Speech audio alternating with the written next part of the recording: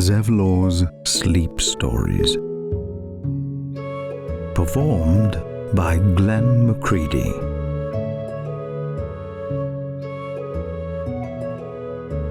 A Little Indulgence by Lenka.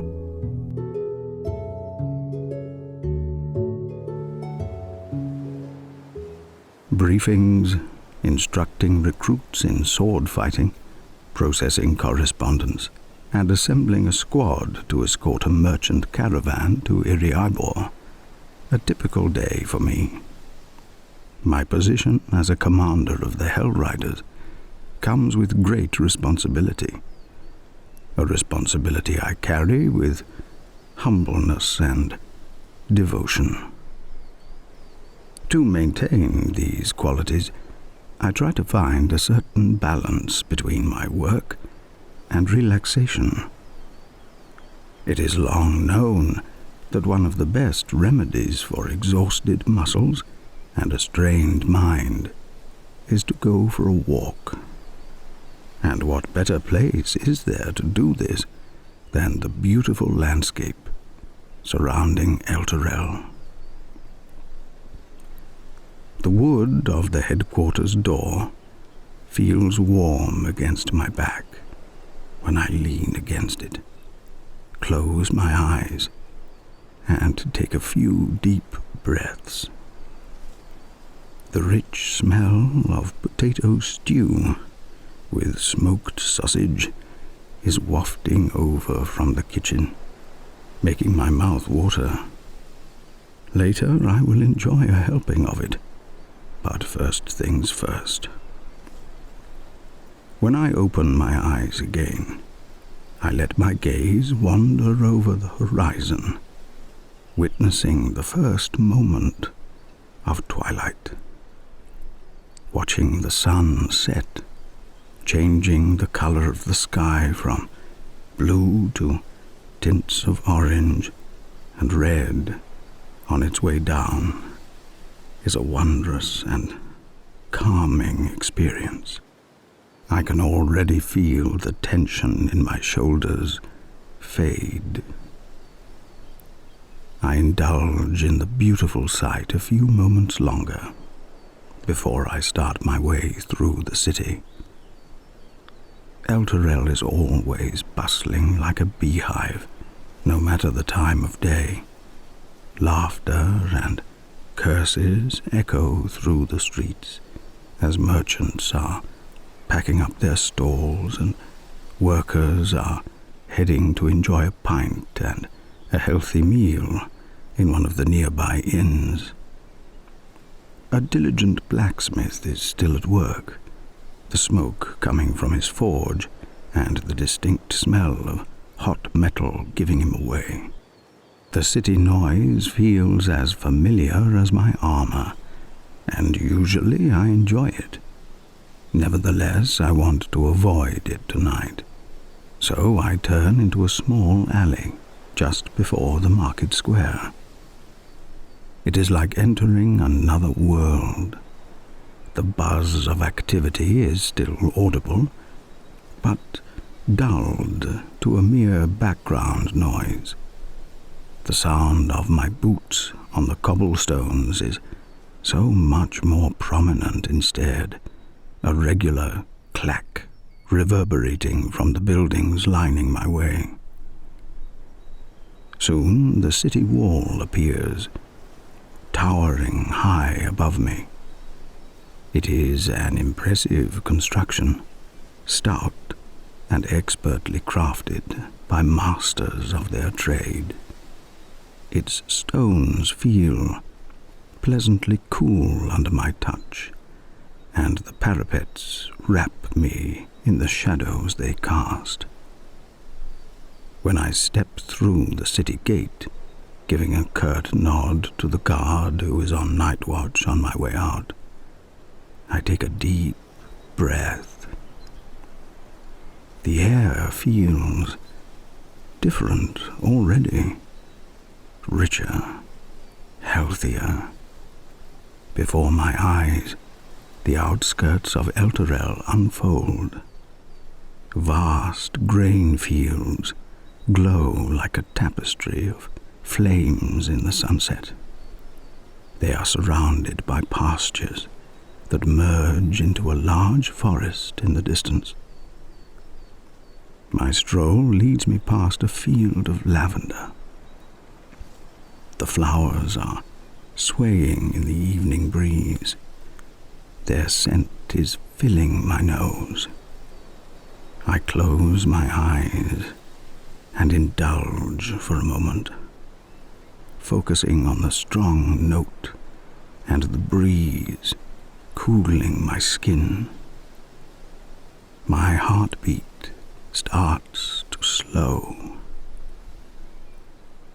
I open my eyes again and discover little flecks of red among the sea of violet. Poppies. A smile plays around my lips. The diversity of nature is something I am still in awe of, despite the many years I have already been granted to witness it.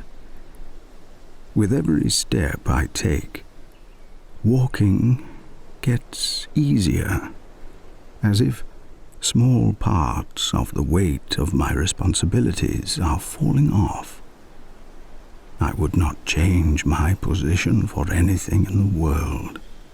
Being a Hellrider commander is as much a profession for me as it is a vocation. But on my daily walks, I am allowed to be just myself. An indulgence I enjoy thoroughly. Being outside the city seems to influence the other things as well. The farther I walk, the slower time seems to pass. The feeling is as strange as it is peaceful. I feel lighter somehow. My thoughts are calmer, and I begin to worry less and less about the day's sorrows. In this moment, the only things that matter are the ones I can experience with my senses. The occasional tune of a bird, sometimes merry, sometimes almost irritated. The sky that changes its color again from hues of red to shades of blue and gray. The soil, although dry and dusty, feels softer under my boots than the cobblestone pavement of the city. It absorbs the sounds of my steps almost completely, except for the few times a twig snaps under my boots. It is not long before I reach the forest. It is greeting me with the familiar sight of ancient oaks and beeches, and I take a minute to inhale its earthy and rich scent before I walk on. There is only a narrow trail I can walk, the trees to each side having twisted over the years. By now they look strangely ethereal, like creatures from the fairy tale book I owned as a child. Soon the trees begin to thin out, and I enter a clearing. I am not alone here. Countless fireflies occupy the air around me, bathing the area in a warm light. I consider myself lucky to witness this occurrence.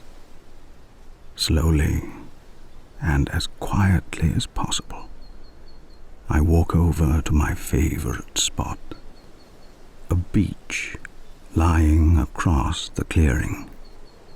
Several burnt spots and its chipped trunk indicate that it was struck by lightning.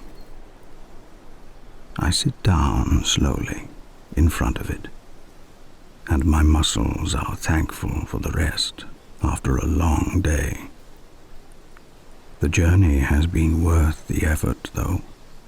Being able to watch the fireflies perform their enchanting dance is an opportunity beyond price, making me forget any pain and sorrow.